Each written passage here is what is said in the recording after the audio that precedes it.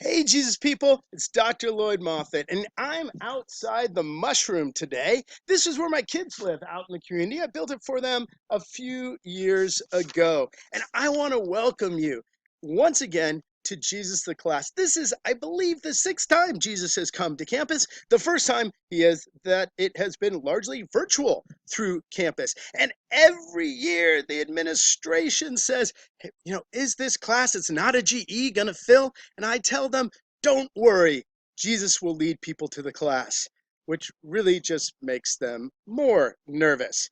But here we are, all together. I hope you enjoyed that opening montage of images of Jesus together with music from the musical Jesus Christ Superstar. And I like to play that because that key verse, Jesus Christ, who are you?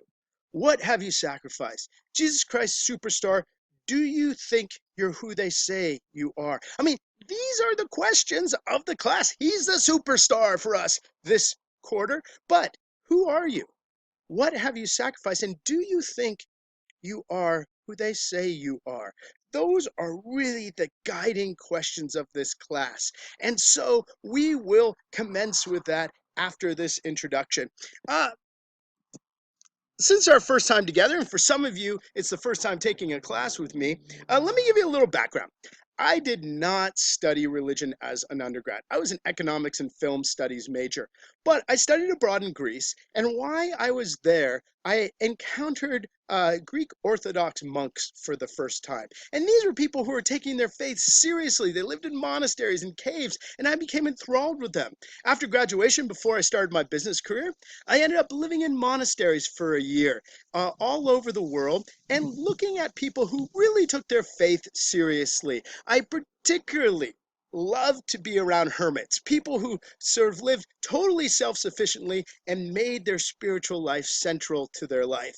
Eventually, after a career in business, I said, I really have to study this academically. And so I entered UC Santa Barbara, where I did a master's in religious studies. I did a master's of theology on the East Coast, and I eventually did a PhD in religious studies at UC Santa Barbara. Now, my focus was initially the early Christian monastic movement and the origins of Christianity. I also did some Hinduism as a part of that. But I wrote a book on modern Greece. I've written on Cesar Chavez. I have done a ton of work on Islam. My last book was on the spirit of wine, which is a great class, by the way, if you get a chance to take it. Learn by drinking. And the folks of my last book, which is called The Spirit of Wine, which I strongly encourage you to buy for your family on Amazon for $19.99.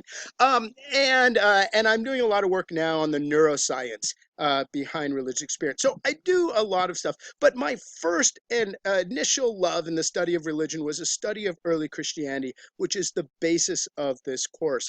Now, if you haven't met my family, they always play a role in my class. My partner, Caillou, is the state historian for the Central Coast, so her PhD is in history. I have two kids, Basil, who will be off to college next year, and Phineas, who will be a sophomore next year.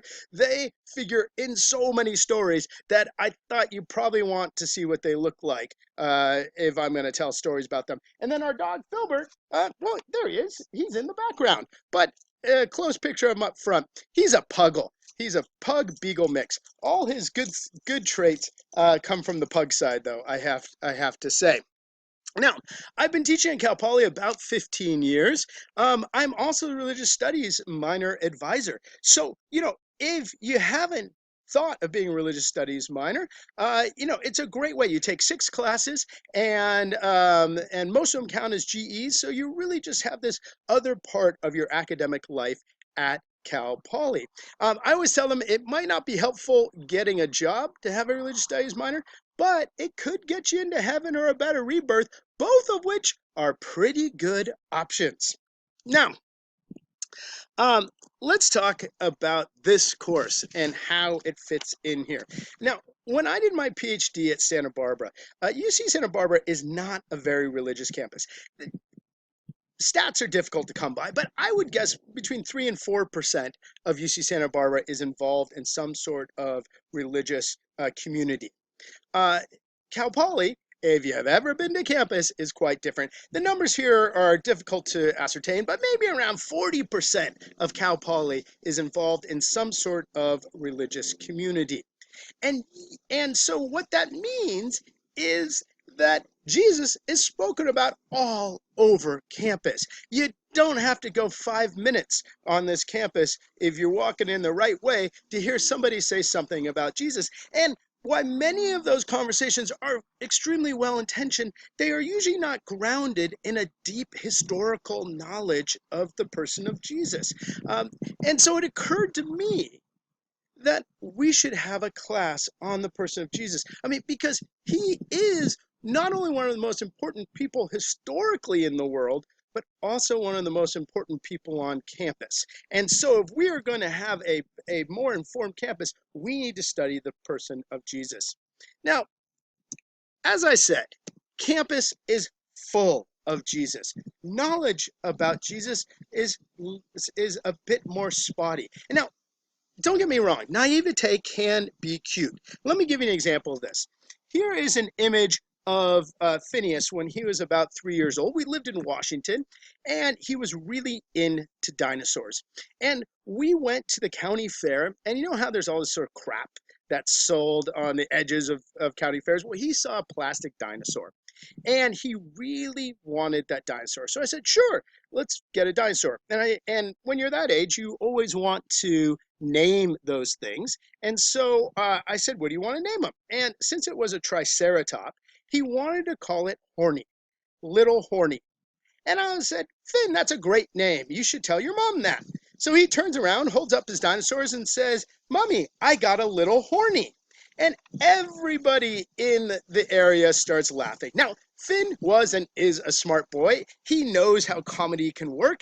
And so he realized that if he kept saying that, people would laugh. So all day long, he would tell everybody, hey, look, I got a little horny. Here's the point.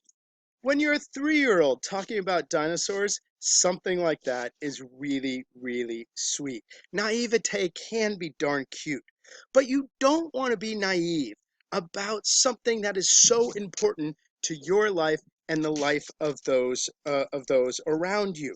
If you want to say that Jesus is important to your life, it just strikes me that you should want to know everything about this. Every element of the person of Jesus should be central if Jesus is going to play an important role in your life, or that Jesus should be a part of the conversation in society.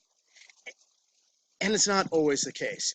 Let's stop this video and have a little quiz, an opening quiz. It doesn't count for anything as a part of your grade. It may determine whether you get to heaven or not, but just do your best on it just to see what our incoming knowledge is about the historical person of Jesus.